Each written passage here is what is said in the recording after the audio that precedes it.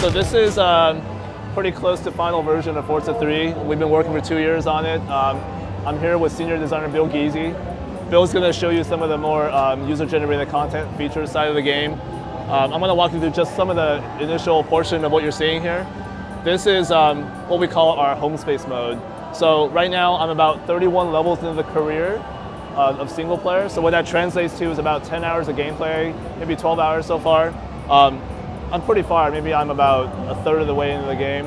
And you know, this is one of the cars I've gotten, right? This is my 911 GT3. I really like this car, you know, and so we put it into this home space mode to allow you to just look at the car, to admire the car. This is our kind of a screensaver. And so for me, I just leave it on all the time at work. I just kind of stare at the details. And every time you get a car, we got 400 cars in the game.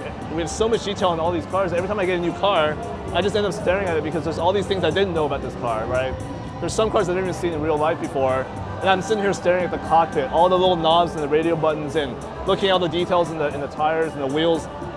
So to me, this is like one of my favorite modes of the game, and it's not even playing the game, right? You don't even have to be a racer to enjoy this. If you just have car passion, you could just sit here and stare at the car.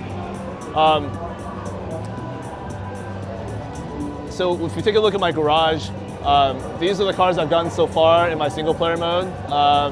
Every time you level up, we'll gift you a car that's appropriate to your level. I think the latest car I've gotten so far is the Bugatti, which I got at level 30. Actually, this is the latest car I've gotten.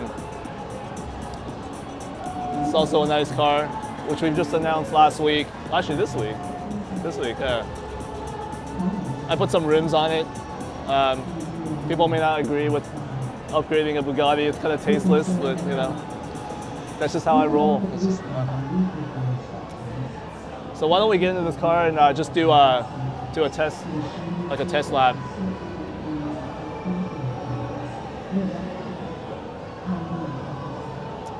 I wonder what I can race. Yeah, I want to get into a race. Yeah. I wonder if this will work.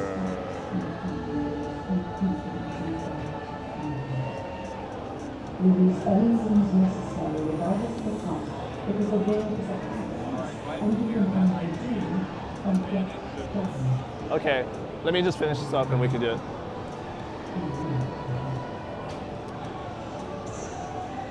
So in career mode, we have a calendar system this time. It's called Season Play. And in Season Play, it's kind of a guided path through the career system, through our event system. And so at any time in your career, you can basically do one of 3 suggestions. You can go to a new race in the current car you're in, which means you can take one car through like 50 hours of gameplay if you wanted to. You could, we'll also suggest you to drive a new car, which will put you into a new event, or we can suggest that you see a new track. So at any time in the career, you'll have 3 choices to go on this path. What I've done here is I've actually gone to the events grid. So we've not taken that sandbox away from you. You can actually go and choose any event you want in any car you want.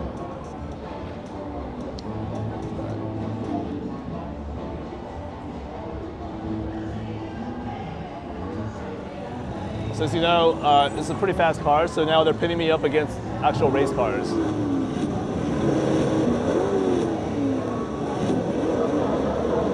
I'll probably out-drag them too. 1,000 horsepower, I don't know. Bye-bye. Yeah. So this is our cockpit view. All working gauges. You could look around, working rearview mirrors, obviously.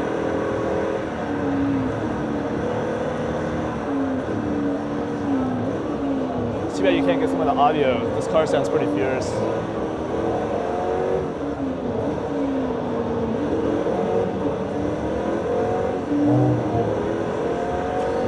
We also have a replay function, which I'll show you in a second, which is a really nice mode for me because I really like capturing like perfect replays and saving them to my hard drive. And so I don't like to crash. I don't like to damage my car, especially because I really like to use photo mode. So let's say if I crash into the wall here, right, and my car's not looking too good, you can always go and hit rewind. Those are unlimited, right? Those are unlimited. You can go back further if you wanted to. All right, you can go back even further. And then you say, I want to start here. You go boom. And here you are. Oh.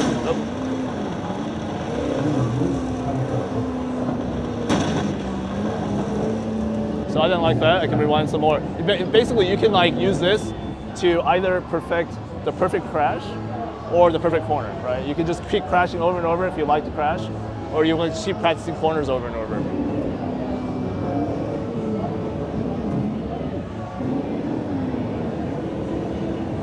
How poorly do you have to drive to actually roll the car? Well, high performance cars in general are hard to roll. In real life, race cars don't roll very easily. You can roll cars, but you have to try pretty hard, and you have to be in the right circumstance.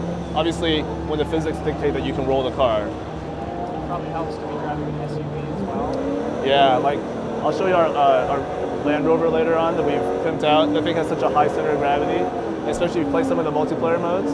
You crash, that thing will tumble.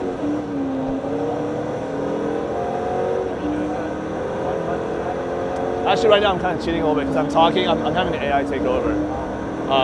There is the one-button auto brake driving that we can do, which you just kind of hold down the gas and you steer and follow the red line, the green line.